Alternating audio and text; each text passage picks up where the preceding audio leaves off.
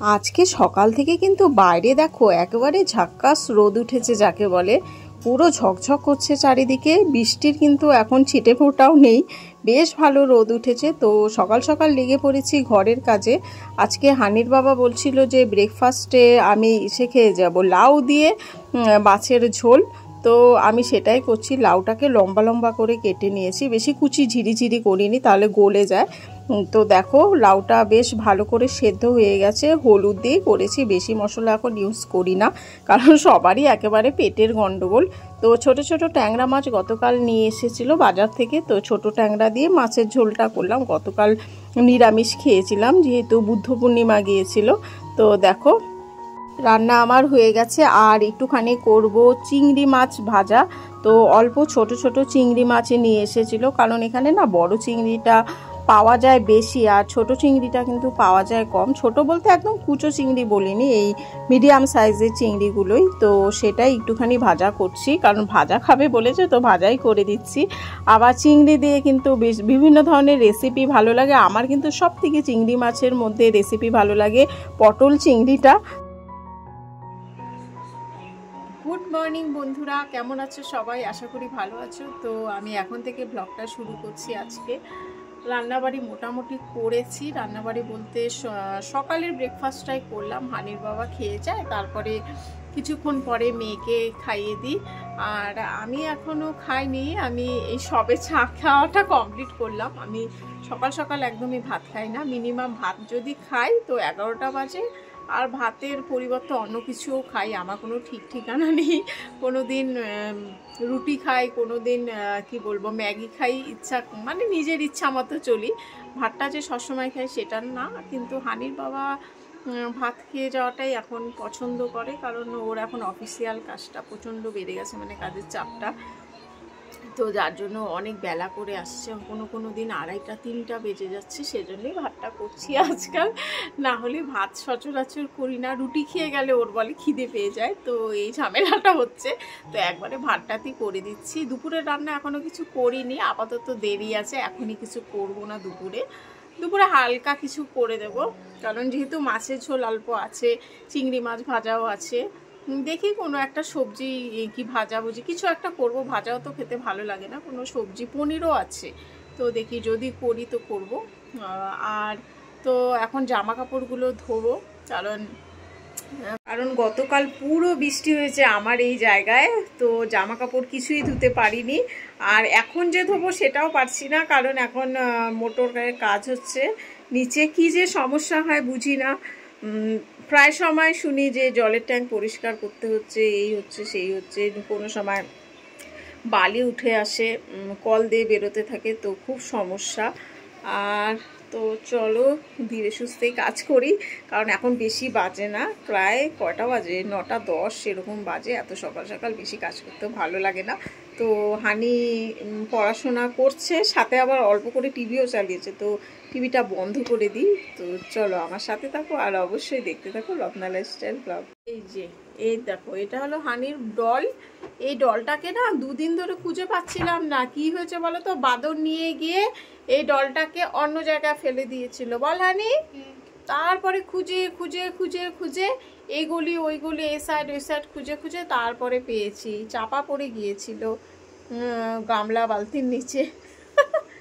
তো এই ডলটাকে খুঁজে পেয়েছি। এই বাদরগুলো এসে বাইরে যদি কিছু থাকে, জামা কাপড়ও কোথায় যে নিয়ে যায়। হানির একটা খুব সুন্দর মাফলার ছিল, তো সেটাও এখন খুঁজে পাচ্ছি না, সেটা যে কবে মানে কোন দিন ফেলে দিয়েছে, বাইরে দিয়েছিলাম ধুয়ে টুয়ে, তো সেটা আর পাওয়া হলো না। তো চলো হানি ওই ঘরে ফ্যানটা বন্ধ করে, হানি এখন পড়াশোনা করবে। এই যে হানি বই নিয়ে আসতে যাচ্ছে, হানিকে পড়িয়ে নিই একটুখানি, তারপরে আবার ফিরে আসছি, কারণ পড়ার সময় যদি ভিডিও করি তাহলে ও আর পড়তে যাবে না। তো চলো বন্ধুরা আমার সাথে থাকো। পনিরটা ফ্রিজে রেখেছিলাম, তো এই দেখো পনির, তো আজকে পনির রান্না করব। আর এই দেখো এখানে মিষ্টি দই, এখানেই পাওয়া যায়, এটা নিশ্চয়ই নন্দিনী হবে, ভুলে ফেলেছে হানি। নন্দিনী না, নন্দিনী লেখা নেই।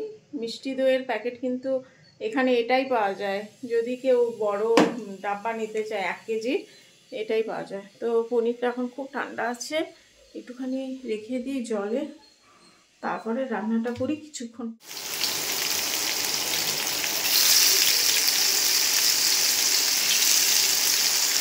আমরা কিন্তু পনির খুব একটা বেশি খাই না। হানির বাবা আবার পালং পনির খেতে বেশি ভালোবাসে, যেহেতু পালং শাকটা এখন অ্যাভেলেবেল নেই, দোকানও প্রায় মনে হয় বন্ধও হয়ে গেছে, কারণ বেলা হয়ে গেছে বেশ অনেকটাই। তাই আদা জিরে দিয়ে হালকা পাতলা করে পনিরটা করলাম। আর করেছি হলো হানির ফেভারিট একেবারেই বিট ভাজা, তো খুব ভালোবাসে ও, আবার মটরশুঁটি দিয়ে খেতে ভালোবাসে, কিন্তু এখন মটরশুঁটিটা এই সিজনে পাওয়া যাচ্ছে না।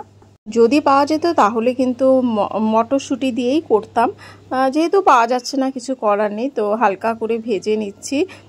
বিট আবার একটুখানি যদি সিদ্ধ খাওয়া যায় তাহলে কিন্তু শরীরের পক্ষে খুব উপকারী, কিন্তু ভাজা খেতে চাই, কি আর করব। এই মন্দিরের আওয়াজে মানে পাথর কাটার আওয়াজে আর ঘরে থাকা যাচ্ছে না। আমার কিছুক্ষণ আগে একটা পার্সেল এসেছে, তো সেটাই নিয়ে আসলাম। পার্সেলটা হলো আমার একটা কাজলের অর্ডার ছিল নাইকা থেকে, নাইকাতে পিঙ্ক ফ্রাইডে সেল চলছিল, তো এই কাজলটাই নিয়ে আসলাম। তো এখনও চেক করে দেখিনি, চেকটা করছি। হ্যাঁ, আমার কাজল যেগুলো ছিল সেগুলো সবগুলো মোবাইলটা রেখে নিই, মানে সবগুলোর মাথাগুলো ভেঙে গেছে। আসলে বেশি দিন তো যায় না, এই চোখে ঘষাঘষি করতে করতে ভেঙে যায়। তো আমি চোখে পরবো না এখন, একটুখানি লাগিয়েছিলাম। পিগমেন্টেশনটা দেখো, অনেকে আছে আমাকে বলে তুমি কোন কাজল লাগাও, এই দেখো নাইকার কাজলের পিগমেন্টেশনটা কিন্তু দারুণ। তো দেখো একটা এসেতেই দেখো পুরো ব্ল্যাক একদম, বেশ ভালো কাজল। তো এটা ইউজ করবো কোথাও ঘুরতে গেলে, অবশ্যই এখন না করবো না, ঘরে আছি, তো আপাতত রেখে দিই। তো চলো আরেকটা জিনিস তোমাদেরকে দেখাচ্ছি, যেটা আমি ডিমার্ট থেকে কিনেছি। তো চলো দেখো, তোমাদেরকে একটা জিনিস দেখাচ্ছি। যে ডিমার্টে গিয়েছিলাম, এই ব্ল্যাক কালারের ওড়নাটা কিনেছি, পুরো একদম চুমকি লাগানো।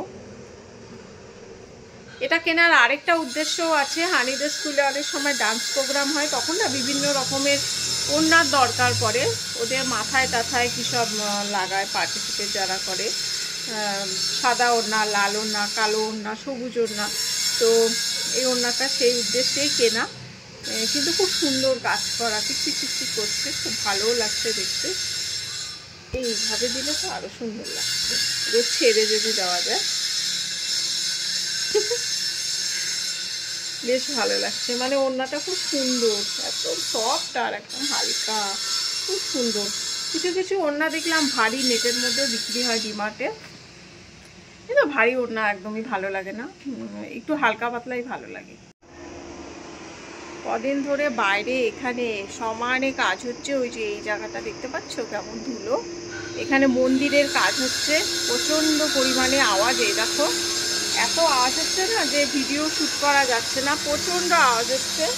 আর দরজাটা আটকে রাখতে হচ্ছে, কারণ ওদিক থেকে এই দেখো ধুলো উঠছে কীরকম, পাথর কাটার এই ধুলোগুলো ঘরে ঢুকে যাচ্ছে, আর পুরো ধুলো ধুলো হয়ে যাচ্ছে সব জায়গাগুলো। তো চলো বন্ধুরা, আমার কাজকর্ম তো শেষ আজকের মতো। তো আবার দেখা হবে নেক্সট ব্লগে। তোমরা সকলে সুস্থ থেকো, ভালো থেকো, আর আমার ভিডিও ভালো লাগলে অবশ্যই লাইক, সাবস্ক্রাইব আর কমেন্টস করতে ভুলো না। হানি, তো চলো, হানিরও তো পড়াশোনা হয়ে গেছে, হানিকে একটুখানি স্নান করিয়ে দিই, তারপরে একটু রেস্ট নেব, খেয়ে দিই। তো ভালো থেকো সবাই।